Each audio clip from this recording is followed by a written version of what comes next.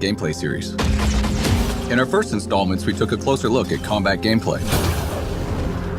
Today, we're diving straight into the heart of Mass Effect Andromeda: exploration. In addition to beautiful story missions, Andromeda is filled with worlds to explore. No way this is home. Our story is contained within the Helios cluster, a portion of space populated with dozens of star systems. And the Tempest is where that exploration begins. You can navigate star systems using the Tempest galaxy map. From planets to moons to anomalies and starships, wherever you are in Helios, you'll now be able to see everything that exists outside the ship's main windows in real time. In Andromeda, there are over 100 planets to discover, and a handful of beautifully crafted worlds can be landed on. And that's where the adventure really begins. Each world you visit has its own story, its own characters, and of course, its own challenges. Today, the world we're going to visit is called Eladin. Exploring the opening landing area called Paradise, you'll quickly discover that the heat on this planet can be deadly. Water is scarce, and mysterious ancient artifacts dot the landscape guarded by dangerous remnant creatures. Basically, to live here, you have to be desperate, or Krogan. But even the Krogan aren't happy, and they don't trust anyone from the Initiative, least of all a Pathfinder. How you deal with the Krogan and these challenges will ultimately determine your success on Eladin. We need the Krogan, and the Krogan need us. Before you set out, you'll get an update from your AI, pointing out key locations. The Remnant monolith suggests this was indeed supposed to be a golden world. We're going to start the adventure by heading over to the Krogan colony, but the choice of where to go is ultimately yours. Our all-terrain rover, the Nomad, is key to quickly covering the expansive landscapes throughout Andromeda. You can also enhance the Nomad with a series of functional upgrades designed to give you better turbo boost, higher jumps, better handling, and more. While you're exploring, one of the key objectives will be to discover locations to call down forward stations. Once found, each of these will act as a fast travel point and allow you to change your loadout or call the Nomad if it gets lost or destroyed.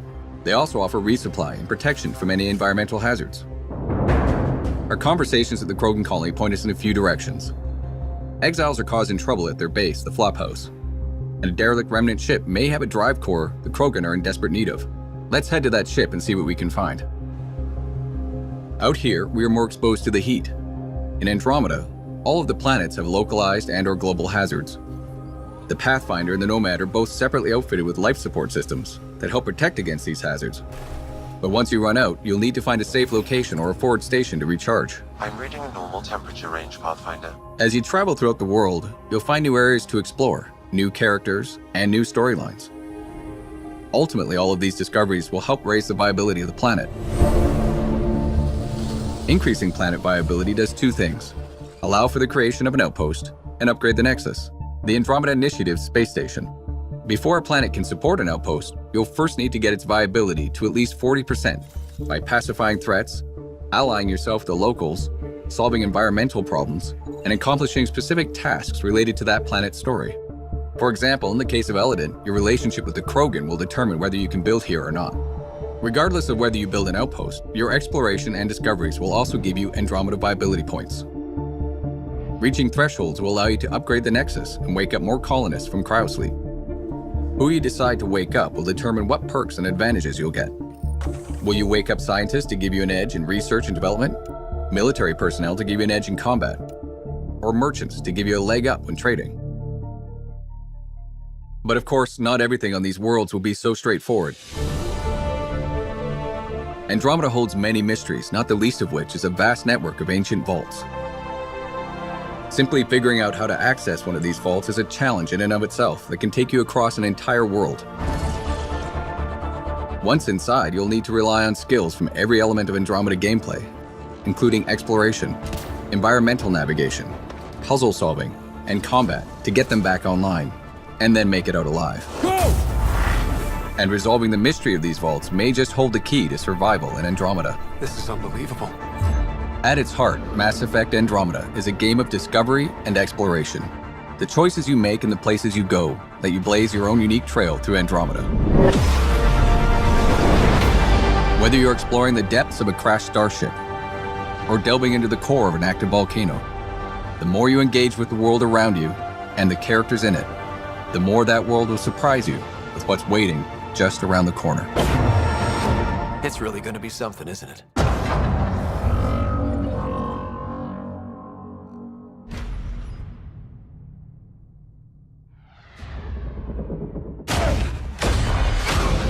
Welcome back to the Mass Effect Andromeda gameplay series. In this video, we will take a look at profiles, favorites, and your squad. As you level up in Mass Effect Andromeda, you'll gain access to dozens of skills and over 300 skill upgrades. You're free to pick any skill without being limited to a class, which allows you to create a pathfinder that is totally suited to how you want to play. As we discovered last time, there are three main types of skills in the game: combat, tech, and biotics. As you unlock skills over the course of the game, you'll also start gaining access to profiles. There are 7 types. Let's take a look at 2 of them, the Adept and the Explorer. The Adept profile is perfect for players who want to specialize in biotics. As you choose more biotic skills, the Adept profile will give you bonuses to suit your playstyle. And as you can see, choosing Adept gives bonuses to duration and damage of your biotics. The more you invest in those skills, the higher level profiles you can unlock. Or maybe you want to be more versatile, choosing some combat mixed with biotic and tech skills. This will unlock the Explorer profile, giving you perks and buffs that enhance all your abilities. And of course, you can swap these profiles at any time, allowing you to keep the action fresh, giving you a number of ways to tackle every battle, and making sure you never feel locked into a particular style of play. This brings us to favorites. Favorites are a quick way to map 3 skills and a single profile to one slot. Anytime during combat, you can switch between one of these 4 slots, giving you access to up to 12 of your favorite skills during the course of a single fight. Here's an example. In this battle, I've equipped a favorites loadout designed for long-range combat, utilizing cloak and a sniper rifle to suppress oncoming enemies. The sniper alone isn't enough, so I'll deploy an assault turret and toss some grenades before switching to my second favorites loadout. It's designed for close-quarters combat. Loading these new abilities puts them in a cooldown by default, so I'll have to make do with my shotgun until they're ready. The Fiend is too powerful and I'm not in any position to take it out immediately, but my new favorites are ready. I'll make my getaway using Biotic Charge and then maneuver around this group of enemies. This favorites loadout is particularly combo friendly, so I'll engage by comboing Cryo Beam and Lance for an explosive result, then clean up with my shotgun. It looks like the Fiend has taken an interest. I'll do what I can from a distance before switching to my third favorites loadout. One that emphasizes ranged biotic abilities such as Backlash and Shockwave, as well as Flamethrower. Let's see if we can find a better vantage point and stall the Fiend's approach. Using Backlash, I can shield myself from oncoming fire and deflect it back at the enemy. This is particularly useful against large crowds of enemies. However, this horde is scattered, so I'll need to regroup. Looks like the Fiend has other plans. I'll stand my ground by using Shockwave and then follow that up with Flamethrower. The Fiend is hurt, but it's going to take more than that to defeat it. Switching to my final favorites loadout, I'll engage the Fiend with soldier-focused abilities. Let's finish it off with Flak Cannon and Trip Mines. And when it comes to combat, don't forget your squad. Each of your 6 squad mates has 3 active and 2 passive skills. In this case, Cora uses her biotics as a support character, and Drac is a bruiser who can soak up lots of damage. Not only can you set your squad up around the battlefield, ordering them to defend locations, attack targets, or rally to your side, but you can also team up with them for devastating power combos. Power combos activate when you or one of your squad mates primes an enemy or groups of enemies, setting them up for the kill. Then you or a squad mate jumps in to detonate and finish the job. And you can always level up your squad mates to make them specifically good at priming or detonating targets.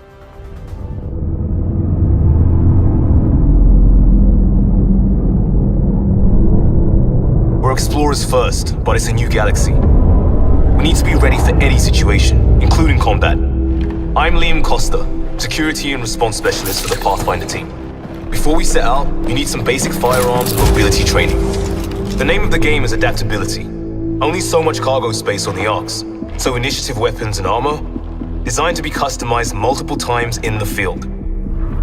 There's 4 main types of guns to work with: pistols, shotguns, assault rifles, and sniper rifles.